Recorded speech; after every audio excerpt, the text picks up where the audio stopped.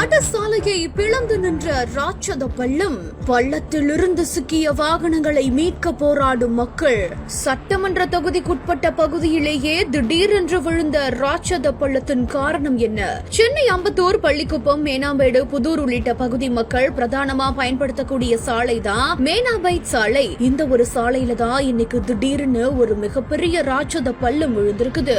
இதனால பொதுமக்கள் அதிர்ச்சி அடைந்திருக்காங்க. தொடர்ந்து அந்த ராட்சத பள்ளம் நிமிஷத்துக்கு நிமிஷம் விரிவடைந்து வருவதனால பொதுமக்கள் மேலும் பயத்துல இருக்கிறாங்க. அது மட்டும் இல்லாம அந்த சாலையில வந்த இருசக்கர வாகனமும் ராட்சத லாரியும் அந்த ஒரு பள்ளத்துல அப்படியே விழுந்திருக்குது. இதுல அதிர்ஷ்டவசமா அந்த வாகனத்தை ஓட்டிட்டு வந்த வாகன ஓட்டிக்கு எந்த ஒரு பெரிய காயமும் ஏற்படல. சம்பவ இடத்துக்கு விரைந்து வந்த போலீசார் இது குறித்து இப்போ ஆய்வு நடத்திட்டு வராங்க.